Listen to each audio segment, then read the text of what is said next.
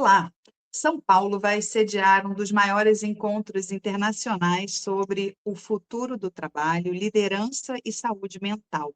O Mind Summit 2026 vai reunir pela primeira vez no mesmo palco os pioneiros mundiais em segurança psicológica, economia do bem-estar, ciência da felicidade e burnout. Nomes como Christina Maslach, Amy Edmondson, Jean-Emmanuel Deneve e Sonja Liu Bomirski vão debater os desafios mais urgentes das organizações modernas.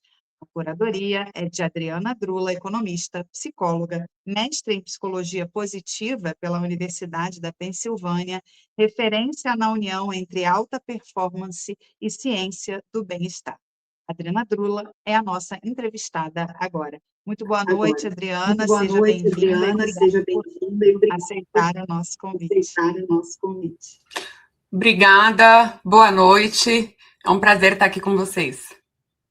Boa noite, Adriana, minha xará. Né? Eu estou ouvindo um pouco de eco. Adriana, você está ouvindo? Você tem como abaixar, talvez, os... Não sei se...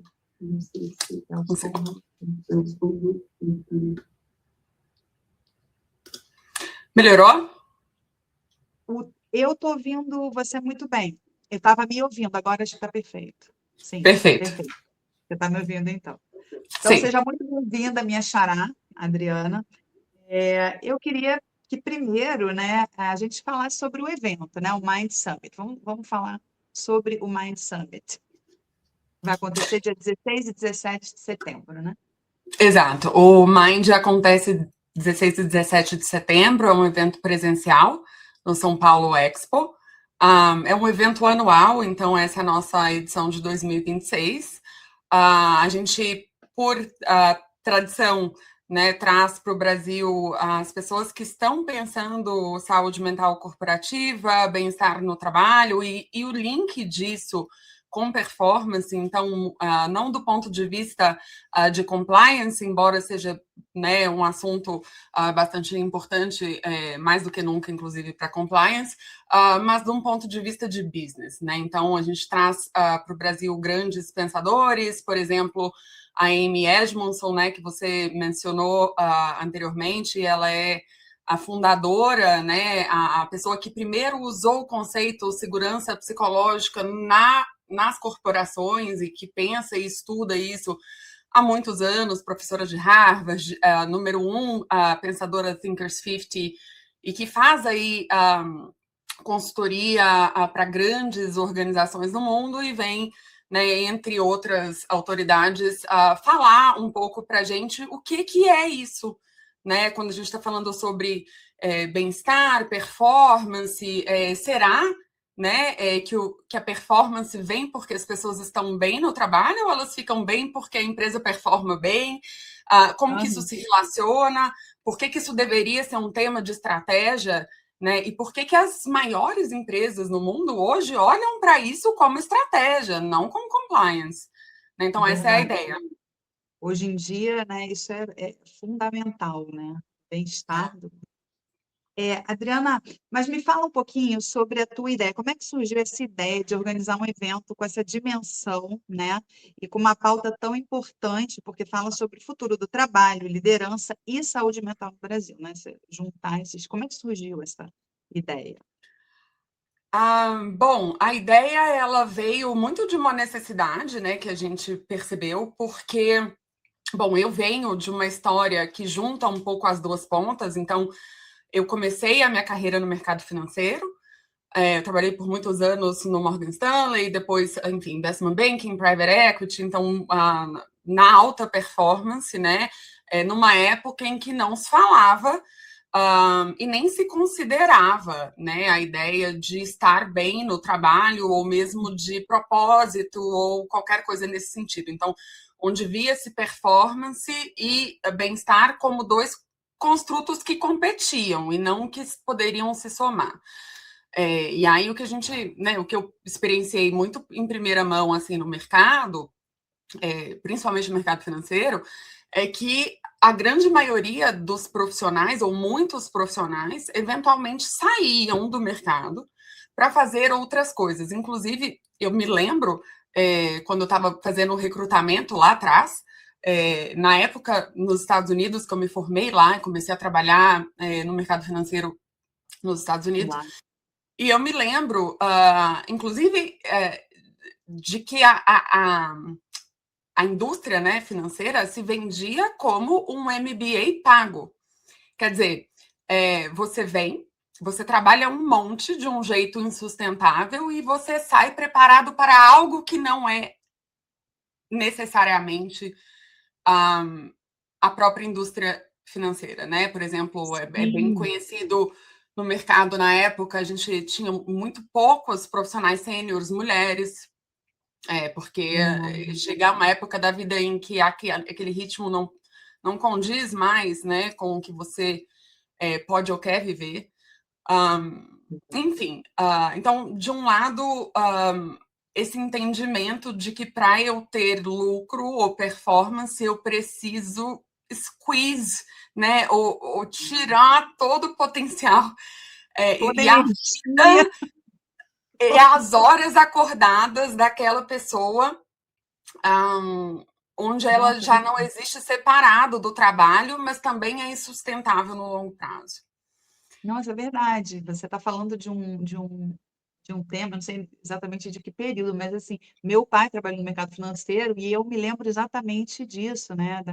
Dessa coisa, era um momento em que as pessoas tinham que trabalhar muito, muito, muito, trabalhando sem parar, né? Sempre houve esse estigma, né? Verdade. Sim, Mas sim, ainda é um dos mercados mais exigentes, né? Embora tenha tido muita evolução, assim, da minha época de saída até hoje, certamente já mudou bastante coisa, mas ainda é, né, um dos mercados mais exigentes. Então, isso por um lado. E por outro lado, depois, eu brinco que eu já tive 3 encarnações em vida. A primeira foi no mercado financeiro, a segunda foi na psicologia. Determinada hora, eu resolvi que eu não queria aquilo para minha vida e que eu queria algo que tivesse propósito e que para mim era algo apartado do negócio. Quer dizer, eu já tinha muita experiência em business, porém eu achava que precisava sair daquilo para fazer algo que fosse coerente com o meu propósito de vida, o que eu quero adicionar no mundo, etc. uhum. Bom, eu estudei psicologia, fiz o mestrado em psicologia na UPenn, e comecei a estudar e ver a partir, né, das pesquisas e principalmente no meu mestrado na UPenn, que na verdade a performance, e hoje a gente tem dados, né? Aliás, os dados, bom, vou falar disso daqui a pouquinho, mas os dados que a gente tem hoje mais fortes, que apontam nessa direção, que o bem-estar ele causa resultado, são também de outro palestrante que vai estar no Mind, o Ian Emanuel Denev. Ele é um economista, professor em Oxford. Ele coletou mais de 30 milhões de dados Olha, com, com empresas do mundo inteiro, muitas empresas, inclusive de mercado, de capital aberto, então que são né, que tem os financials ou os resultados publicados. Então você consegue, por exemplo, seguir como que o bem-estar das pessoas nessas empresas muda ao longo do tempo e como que essa empresa performa, como que a performance muda em relação à própria performance histórica da empresa, mas também em relação ao mercado, né? E o que os números mostram é que as empresas que têm, por exemplo, das listadas em bolsa, as empresas que têm um nível maior de bem-estar, né? Então, se você faz um index com as 100 tá. melhores empresas no sentido de bem-estar e só bem-estar, nada mais. E você acompanha essa empresa, né? E ele acompanhou essa empresa por 2 anos, enfim. Essas empresas, esse index, ele performava melhor do que o S&P né, que é aquela, o S&P 500, que é um outro index aí que junta as 500 maiores, né, empresas ali dos Estados Unidos, em 20%.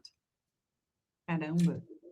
Então, assim, quando a gente olha para os números e entende quanto melhor estão as suas pessoas, e quando eu falo de bem-estar, eu não quero dizer massagem, eu não quero dizer uma Jogar cultura extremamente sinuca. confortável, uma cultura sem desafio, não, nada disso. Pelo contrário, né? Se a gente não tem desafio, o ser humano não tem bem-estar. A gente precisa sentir-se útil e construindo algo. Então, Sim. A palavra bem-estar, ela às vezes confunde um pouco as pessoas sobre exatamente o que a gente está falando quando a gente fala de bem-estar no trabalho.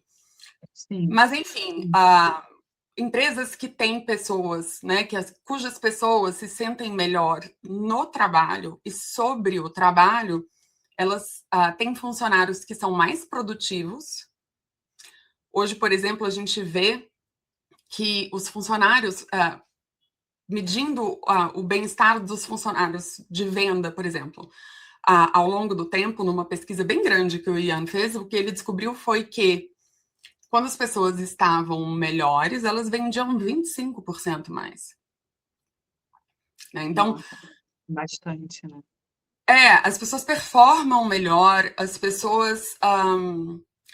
Você tem uma rotatividade menor, né? Então, elas ficam mais tempo na empresa e você atrai os melhores talentos. Então, a partir desses 3 mediadores, né, que é performance, retenção, atração de talentos, você se torna uma empresa muito mais competitiva no mercado.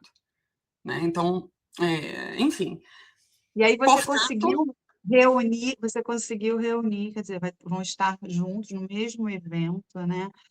Pioneiros, né? Em segurança psicológica, economia do bem-estar, burnout e felicidade no trabalho, juntos num só evento. Como é que foi esse critério teu para, né, como curadora, para escolher esses nomes, assim, esses 4 grandes pensadores, né? Você deve estar muito satisfeita, né? Muito feliz, né? De conseguir reunir esses nomes. Muito, muito. A gente tem agora, né?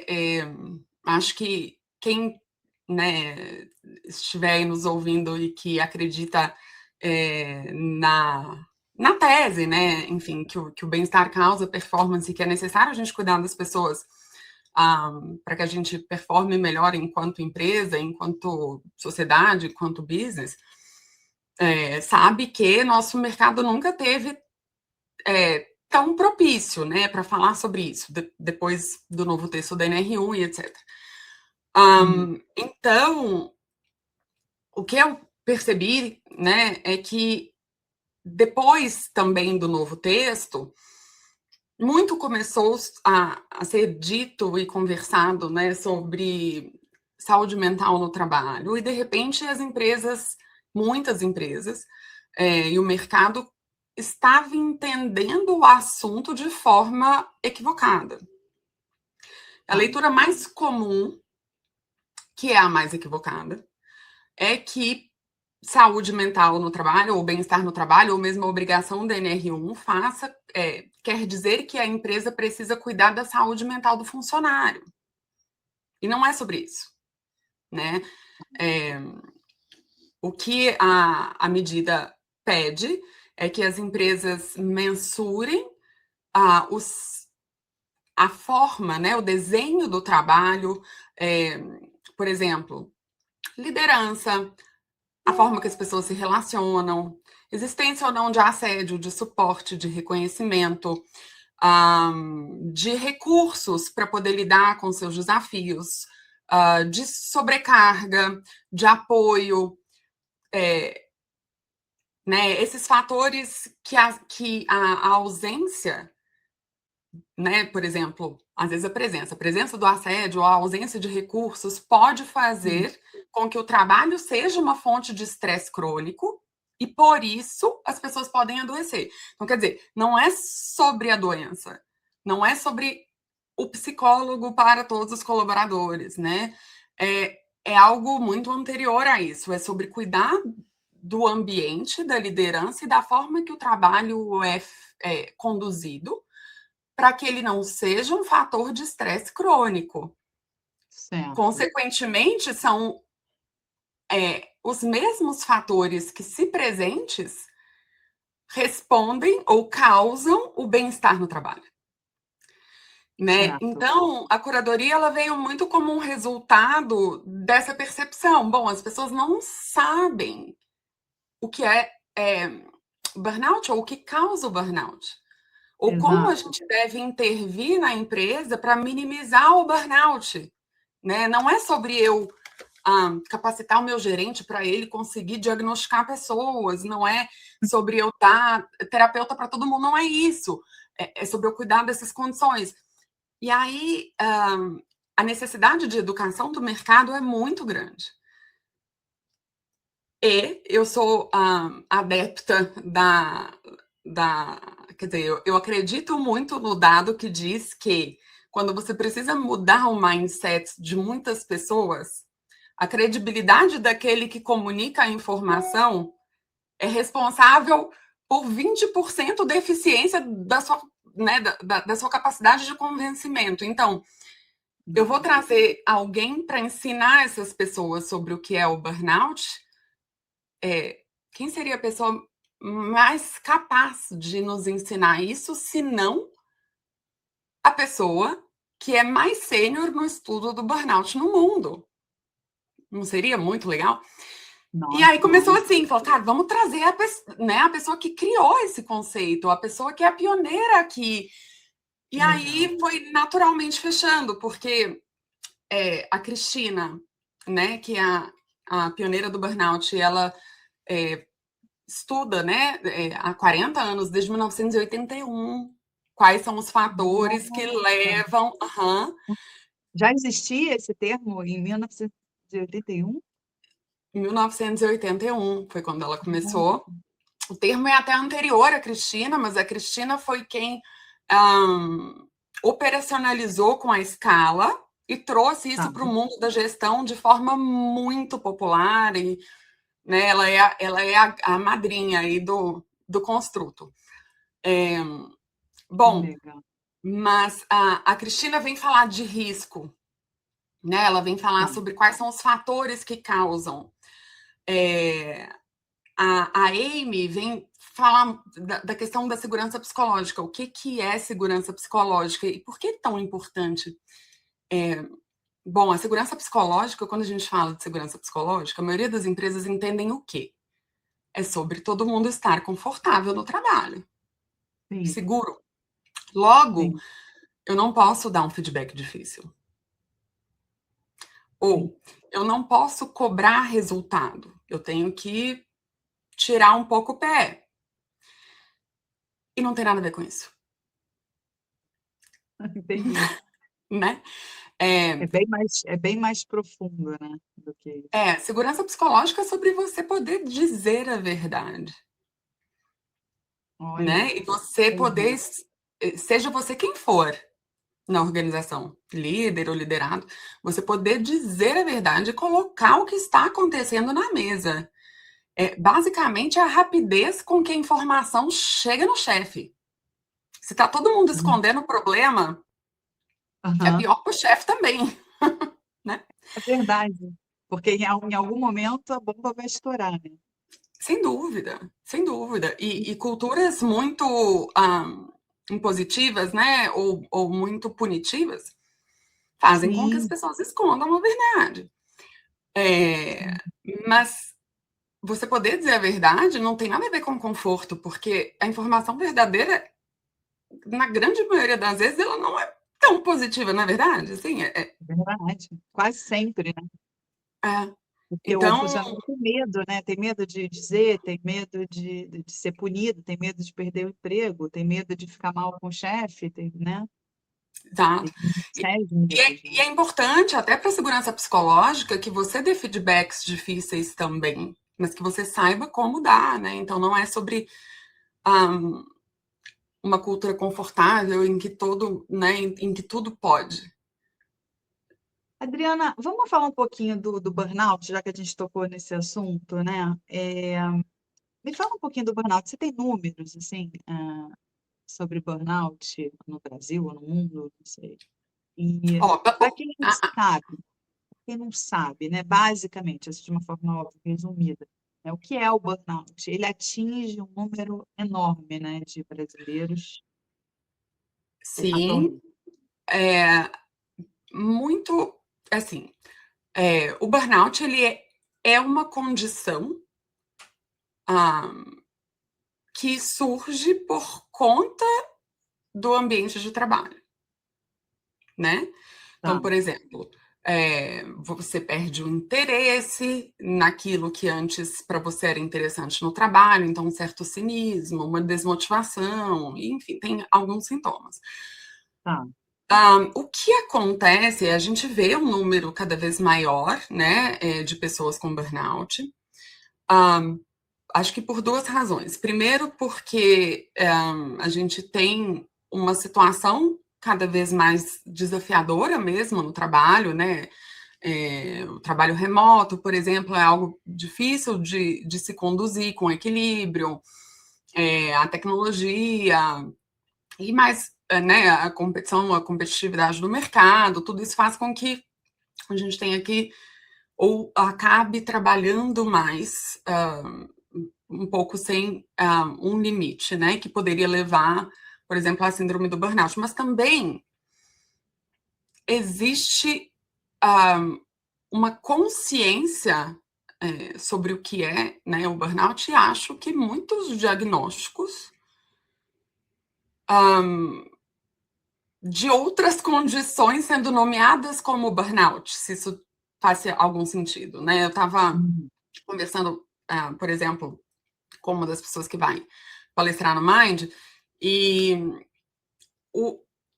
para se haver, né, para que haja um diagnóstico de burnout, eu preciso também entender que aquele quadro surgiu por causa do desenho do trabalho. Uhum. Entende?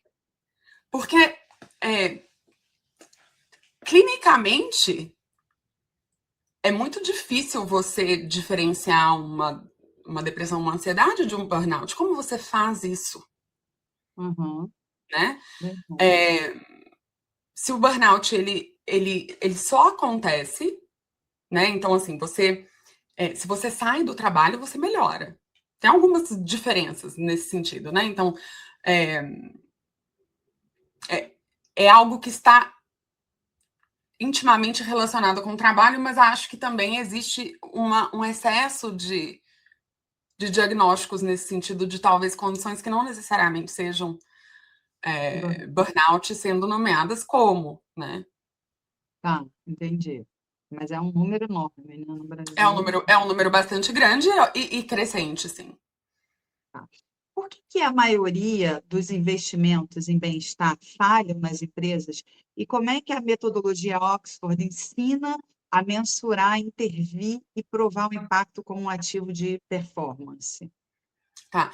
É, a grande maioria dos investimentos em bem-estar, ela a grande maioria das empresas, né, que tem programas de bem-estar, quando você olha para a característica desses programas, eles são programas focados no indivíduo, Tá.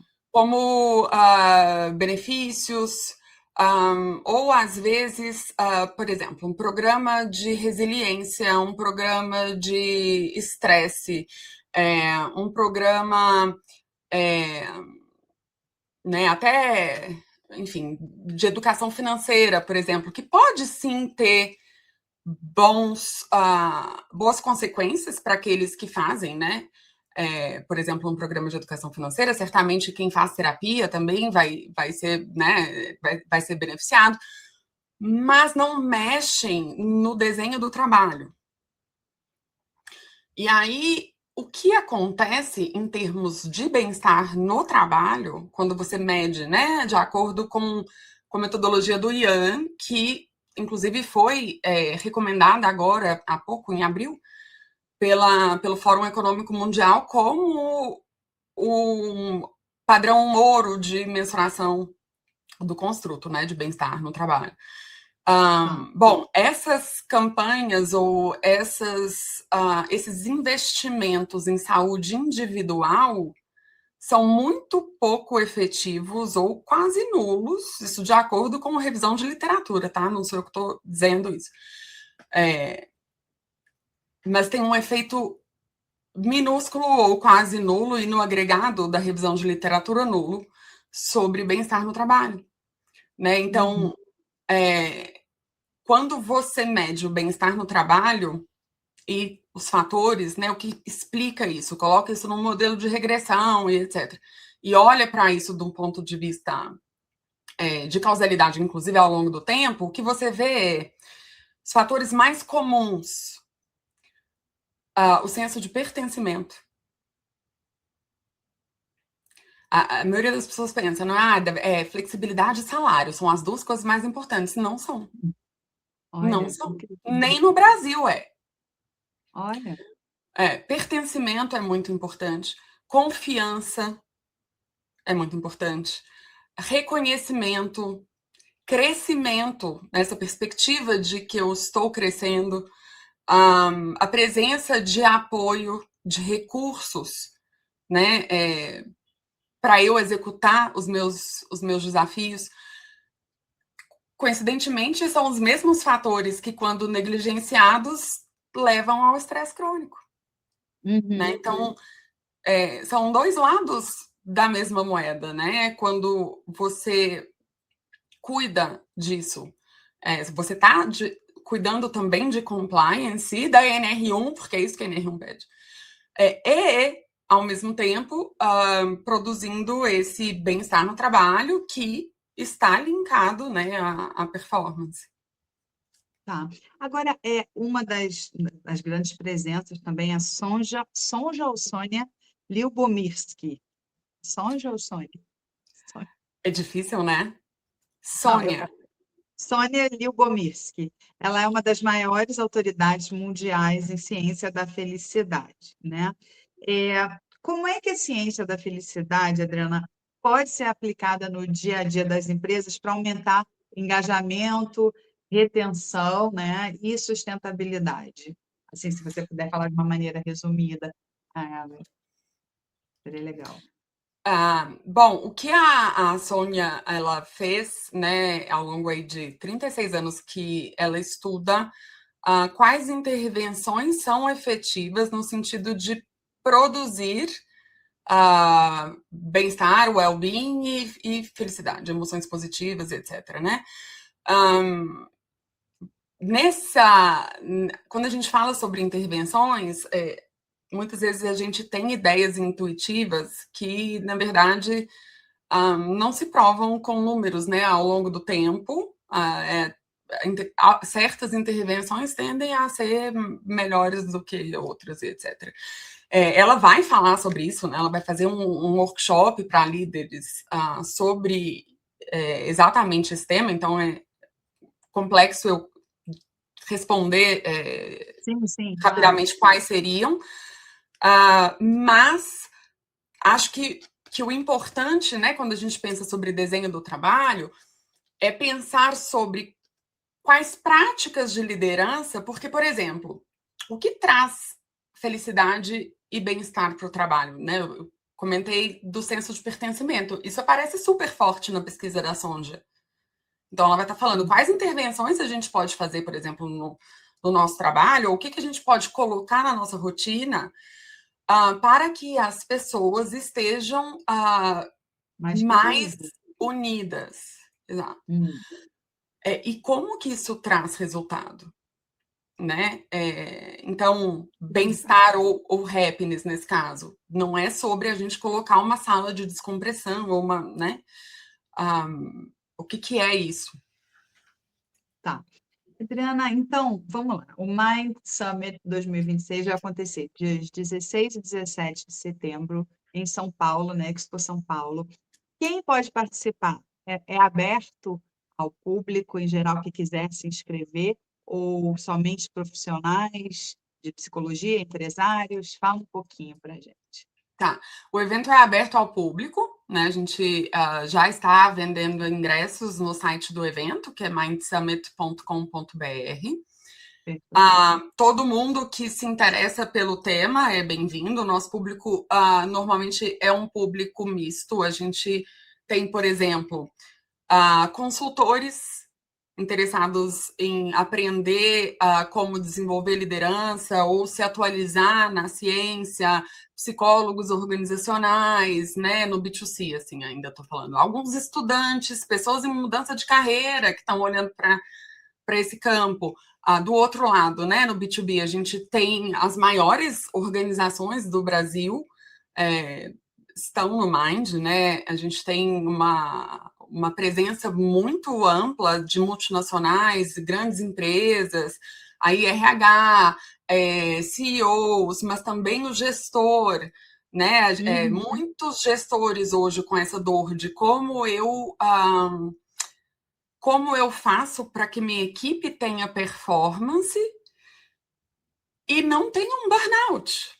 Como que eu cobro? Como que é isso? Como que é uma performance junto com bem-estar, né? Então, nesse sentido, a gente faz não só o evento trazendo conteúdo, mas a gente também tem workshops, a gente tem masterclasses. Então, a ideia é que a gente saia não só inspirado por um novo conhecimento, mas com práticas mesmo, né? Para aplicar na segunda. Que legal, muito legal. Parabéns, né, pela iniciativa, que seja um sucesso. Eu já fiquei com vontade de ir. Sair aqui do Rio de Janeiro e ir.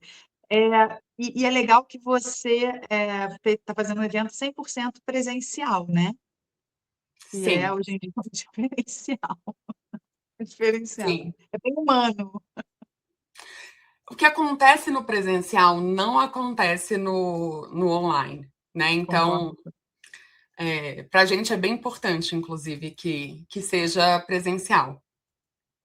Maravilha. Adriana, vou deixar o espaço aberto para você se despedir, porque a gente está chegando aqui ao fim da nossa entrevista. Eu quero te agradecer demais aí pelo papo, foi ótimo. Aprendemos bastante aí. Eu que te agradeço, Adriana, Xará, pelo convite. Foi uma honra estar aqui e falar sobre um assunto que é tão importante, né? E cada vez mais para nós todos. A gente trabalha aí 8 horas, né, do nosso dia, metade do nosso tempo acordado a gente está trabalhando, então é importante que o trabalho seja fonte, né, de bem-estar e de crescimento mesmo. Tá bom, muito obrigada. Espero revê-la em breve. Muito obrigada, tá, pela participação. Uma boa noite. Obrigada, eu.